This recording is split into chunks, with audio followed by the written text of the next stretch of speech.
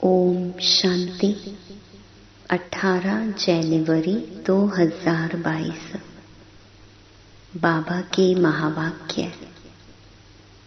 मीठे बच्चे, सवेरे उठकर बाबा को बहुत प्रेम से याद करो।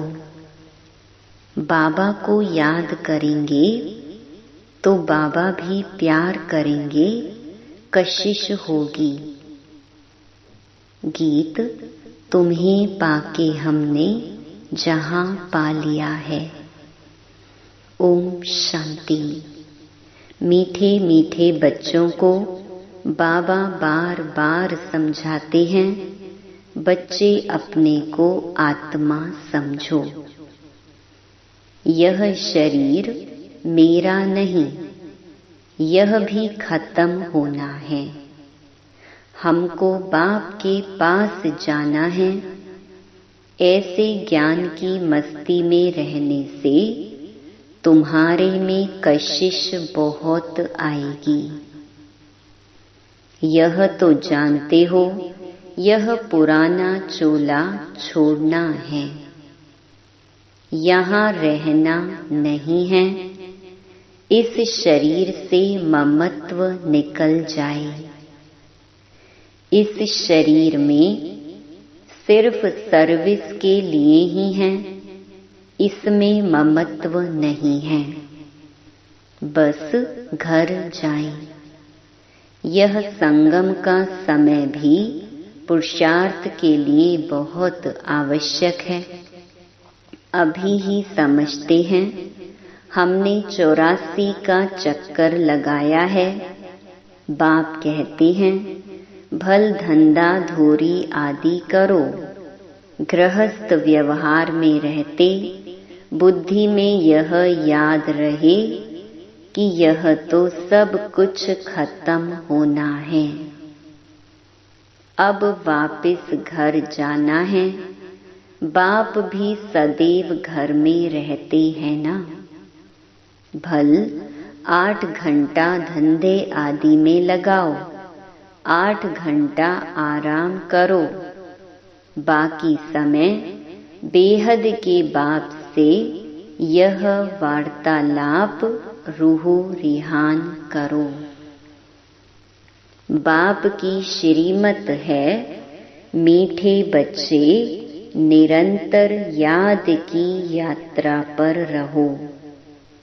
जितना याद की यात्रा पर रहेंगे तो तुम्हारी प्रकृति दासी बनेगी। सन्यासी लोग कब मांगते नहीं हैं, वह योगी तो है ना। निश्चय रहता है कि हमें ब्रह्म में लीन होना है। बहुत पक्के रहते हैं, बस हम जाते हैं, यह शरीर छोड़ जाएंगे। बड़ी मेहनत करते हैं। भक्ति मार्ग में कई भक्त देवताओं से मिलने के लिए अपना जीव घात भी कर लेते हैं। आत्मघात तो नहीं कहेंगे, वह तो होता नहीं, बाकी जीव घात होता है। तुम बच्चे योग में रहते हो तो जैसे अमर हो। कभी कोई भी ख्याल नहीं आएगा कि कुछ करें, परंतु वह अवस्था मजबूत हो। पहले तो अपने अंदर देखना है कि हमारे में कोई खामी तो नहीं है। खामी नहीं होगी तो सर्विस भी अच्छी कर सकेंगे। फादर शोज सन, सन शोज फादर। बाप ने तुमको लायक बनाया और तुम बच्चों को फिर नए नए को बाप का परिचय देना है। बच्चों को बाप ने होशियार कर ही दिया। बाबा जानते हैं, बहुत अच्छे अच्छे बच्चे हैं जो सर्विस करके आते हैं। रात दिन यही ख्याल चलता है कि हम इनका जीवन कैसे बनाएं। इससे हमारा जीवन भी उन्नति को पाएगा। खुशी होती है, हरेक को उमंग रहता है, हम अपने गांव वालों का उद्धार करें। अपने हम जिन्स की सेवा करें। बाप भी कहते हैं चैरिटी बिगिंस एट होम। बाप बैठ बच्चों को ही शिक्षा देते हैं कि बच्चे तुमको पहले अपनी उन्नति करनी है। बाप जानते हैं रूहानी कल्प वृक्ष कल्प पहले मिसल ही है। यह वृक्ष है ना, इनमें सभी सेक्शन हैं। तुम आगे चल सब साक्षात्कार करेंगे कैसे सब रहते हैं। सिजरा तो जरूर है ना, बुद्धि भी कहती है वहां से आत्माएं फिर नंबरवार आती हैं। तो बच्चों का विचार सागर मंथन चलना चाहिए कि ऐसे ऐसे सर्विस करें। यह करें, साथ साथ बाप की भी याद रहनी चाहिए। याद से ही उन्नति होती है। बाबा कहेंगे ड्रामा प्लान अनुसार जो पास हुआ वह ठीक है। लाडले बच्चे, आगे चल तुम्हारे में योग बल की ताकत आ जाएगी। फिर तुम किसी को थोड़ा ही समझाएंगे तो झट समझ जाएंगे। यह भी ज्ञान बाण है ना। बाण लगता है तो घायल कर देता है। पहले घायल होते हैं फिर बाबा के बनते हैं। तो एकांत में बैठ युक्तियां निकालनी चाहिए। ऐसे नहीं रात को सोया सुबह को उठा। नहीं, सवेरे उठकर बाबा को बहुत प्रेम से याद करना चाहिए। रात को भी याद में सोना चाहिए। बाबा को याद ही नहीं करेंगे तो बाप फिर प्यार कैसे करेंगे। कशिश ही नहीं होगी। भल बाबा जानते हैं ड्रामा में सब प्रकार के नंबरवार बनने हैं। फिर भी चुप करके बैठ थोड़े ही जाएंगे, पुरुषार्थ कराएंगे ना। बच्चों को ड्रामा कह करके ठहर नहीं जाना है, नहीं तो अंत समय में बहुत पछताना पड़ेगा। नाहिक मैंने ऐसा किया, माया के वश हो गया। बाप को तो तरस पड़ता है, नहीं सुधरते हैं तो उनकी क्या गति होगी। रोएंगे, पीटेंगे, सजाएं खाएंगे। इसीलिए बाप बच्चों को बार बार शिक्षा देते हैं कि बच्चे तुम्हें परफेक्ट बनना है। बार बार अपनी चेकिंग करनी है। हर एक बच्चे को अपने से पूछना है, बाप से हमें सब कुछ मिला, फिर किस चीज की मेरे में कमी है। अपने अंदर झांक करके देखना है। जैसे नारद से पूछा ना कि लक्ष्मी को वरने के लायक अपने को समझते हो। बाप भी पूछते हैं लक्ष्मी को वरने लायक बने हो। क्या क्या खामियां रही हुई हैं जिसको निकालने का पुरुषार्थ करना है।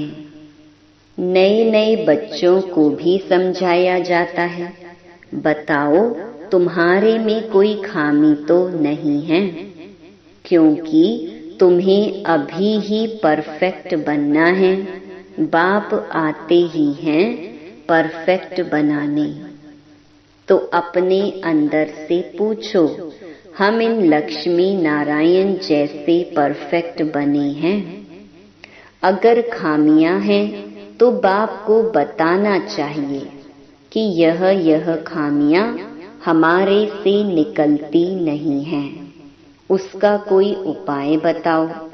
बीमारी सर्जन द्वारा ही निकल सकती है, तो ईमानदारी से सच्चाई से देखो मेरे में क्या खामी है। खामियां बताएंगे तो बाप राय देंगे। खामियां बहुतों में हैं। कोई में क्रोध है या लोभ है या फालतू चिंतन है, तो उसको ज्ञान की धारणा हो नहीं सकती। बाप रोज रोज समझाते हैं, वैसे इतना समझाने की दरकार नहीं है, लेकिन यह धारण करने की बातें हैं। 5 विकारों को जीतने की बात अभी ही है। तुम्हारे में कोई वह भूत भटकने वाले नहीं हैं। यह जन्म जन्मांतर के भूत 5 विकार अंदर प्रवेश हैं, जिन्होंने दुखी किया है। काम भूत के लिए तो रोज समझाया जाता है। आंखें बहुत धोखा देती हैं, इसलिए आत्मा को देखने की प्रैक्टिस अच्छी रीति डालनी चाहिए। मैं आत्मा हूँ, यह भी आत्मा है। तुम आत्माएं तो भाई भाई हो ना, तो इस शरीर को नहीं देखना है। हम आत्माएं सब वापस घर जाने वाली हैं। बाप आए हैं ले जाने के लिए। बाकी यह देखना है हम सर्व गुण संपन्न बने हैं। कौन सा गुण कम है? आत्मा को देख बताया जाता है, इस आत्मा में यह खामी है, तो फिर बैठकर करंट दें कि इनसे यह बीमारी निकल जाए। बच्चों को बाबा से बहुत मीठी मीठी बातें करनी चाहिए। बाबा आप ऐसे हो, बाबा आप कितने मीठे हो।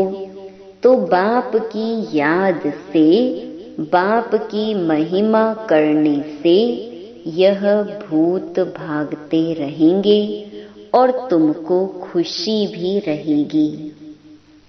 तुम जानते हो कि यह झाड़ बहुत धीरे धीरे वृद्धि को पाता है। माया तो चारों तरफ से घेराव डालती है। माया का परछाया ऐसा पड़ता है जो एकदम गुम हो जाते हैं। बाप का हाथ छोड़ देते हैं। तुम हर एक बच्चे का कनेक्शन बाप के साथ है। माया का परछाया ऐसा पड़ता है जो एकदम गुम हो जाते हैं। बाप का हाथ छोड़ देते हैं। तुम हर एक बच्चे का कनेक्शन बाप के साथ है। बाकी बच्चे तो सब नंबरवार निमित्त हैं। अच्छा, अति मीठे, अति लाडले, सर्व सिकी लधे बच्चों प्रति मात पिता बाप दादा का दिल व जान, सिक व प्रेम से याद प्यार और गुड मॉर्निंग। रूहानी बाप की रूहानी बच्चों को नमस्ते। अव्यक्त महावाक्य, अंतिम सर्विस का अंतिम स्वरूप।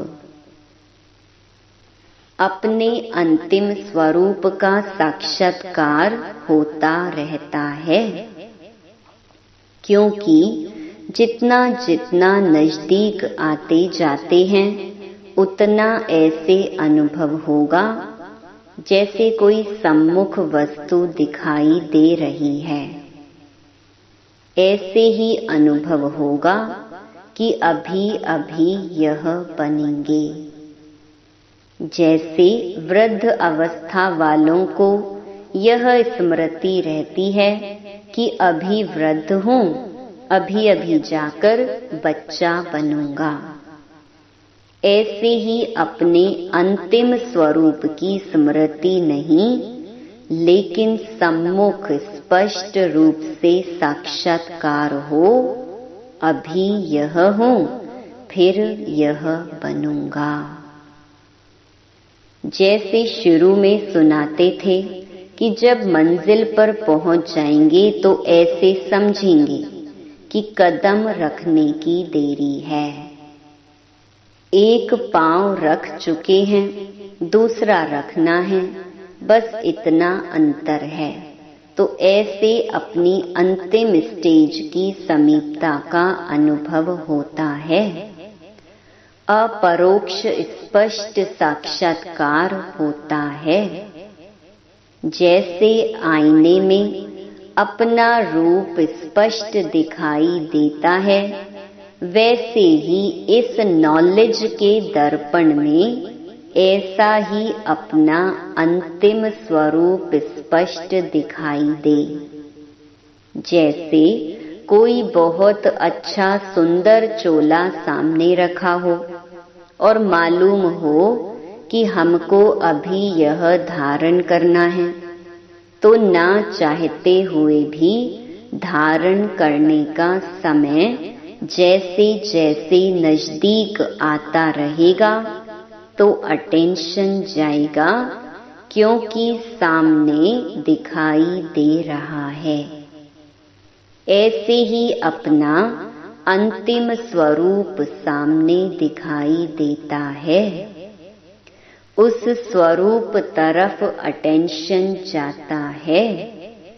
वह लाइट का स्वरूप कहो व चोला कहो, लाइट ही लाइट दिखाई पड़ेगी।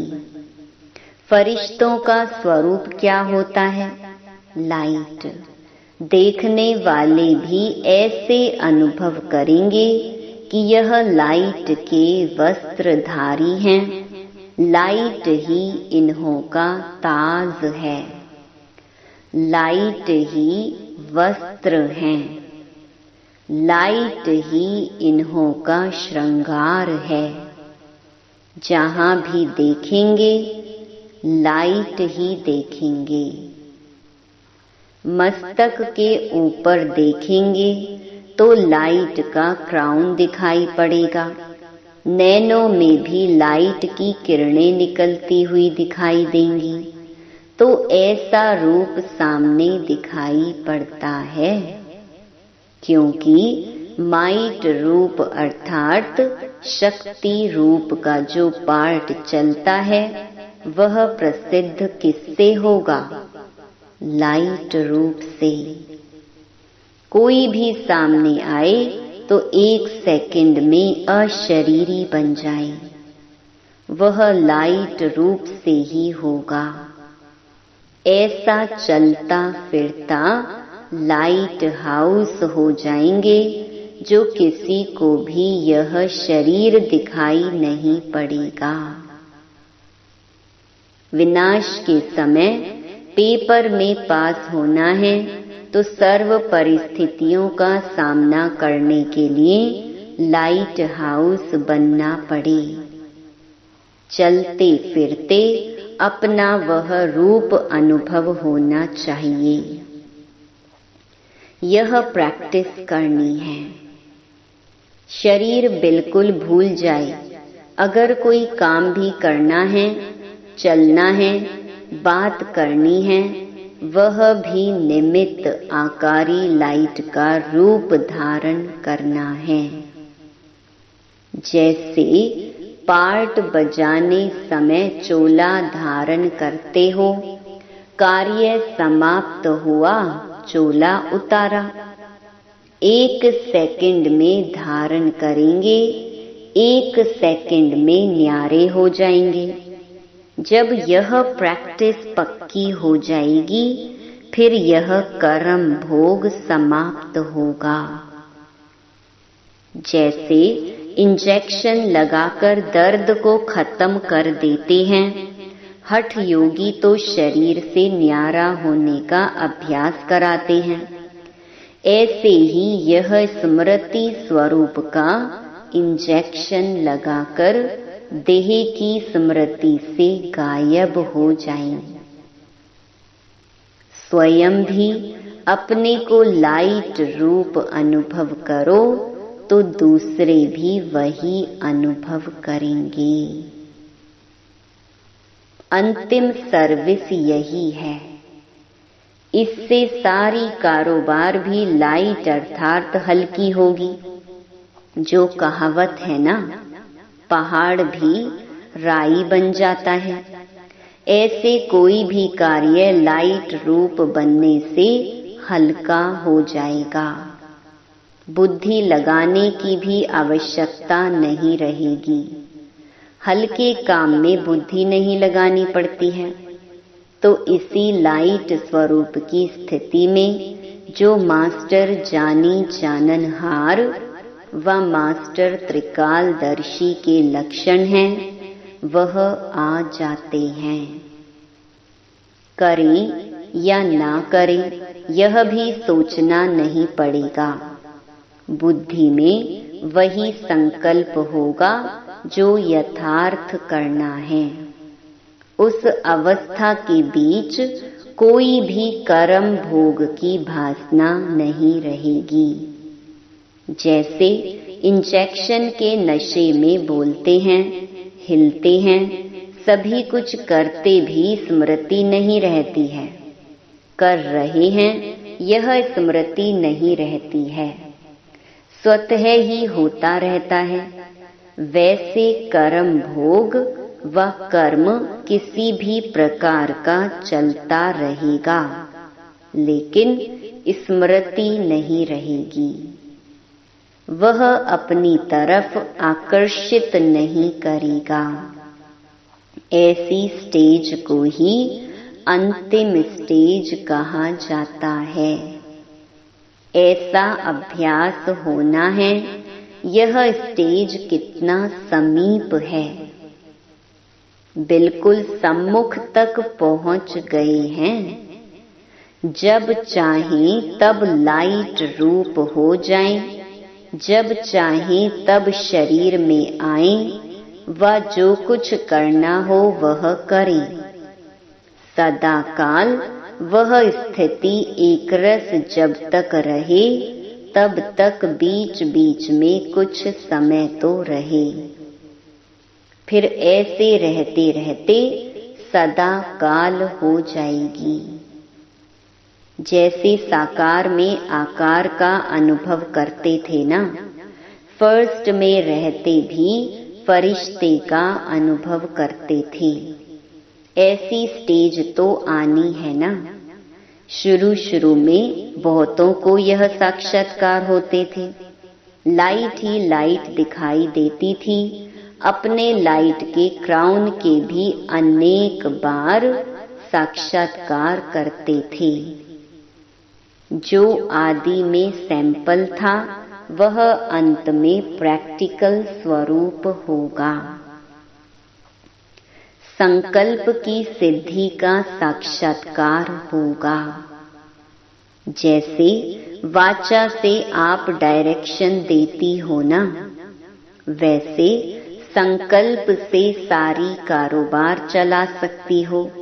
साइंस की शक्ति से नीचे पृथ्वी से ऊपर तक डायरेक्शन लेते रहते हैं, तो क्या श्रेष्ठ संकल्प से कारोबार नहीं चल सकती है?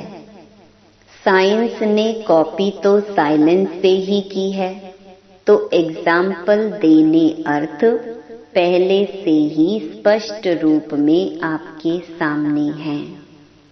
कल्प पहले तो आप लोगों ने किया है ना।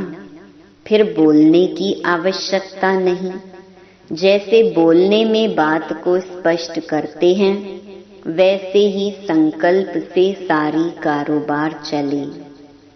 जितना जितना अनुभव करते जाते हो, एक दो के समीप आते जाते हो, तो संकल्प भी एक दो से मिलते जाते हैं।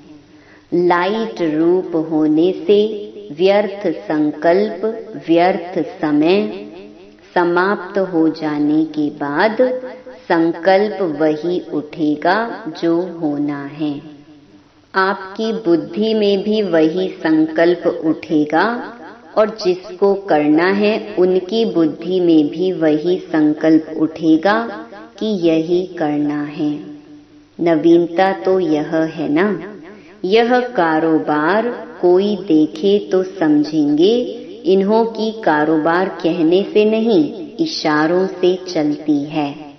नजर से देखा और समझ गए, सूक्ष्म वतन यहाँ ही बनना है।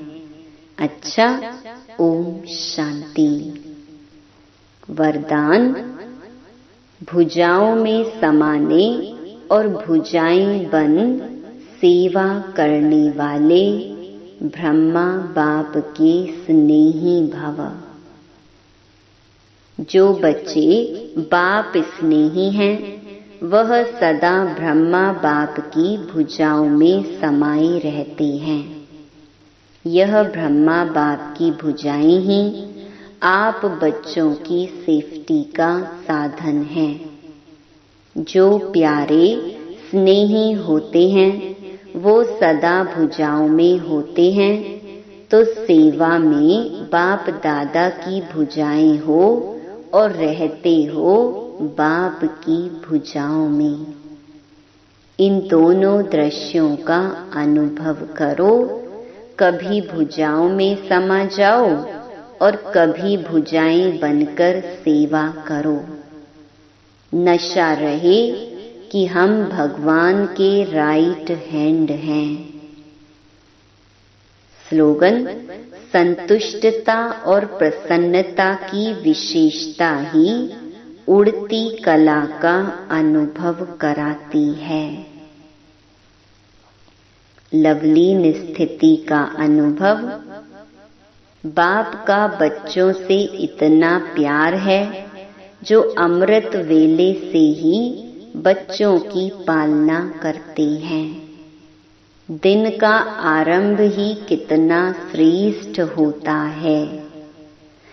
स्वयं भगवान मिलन मनाने के लिए बुलाते हैं, रूह रिहान करते हैं, शक्तियां भरते हैं। बाप की मोहब्बत के गीत आपको उठाते हैं। कितना स्नेह से बुलाते हैं, उठाते हैं। मीठे बच्चे, प्यारे बच्चे आओ। तो इस प्यार की पालना का प्रैक्टिकल स्वरूप सहज योगी जीवन का अनुभव करो। ओम शांति।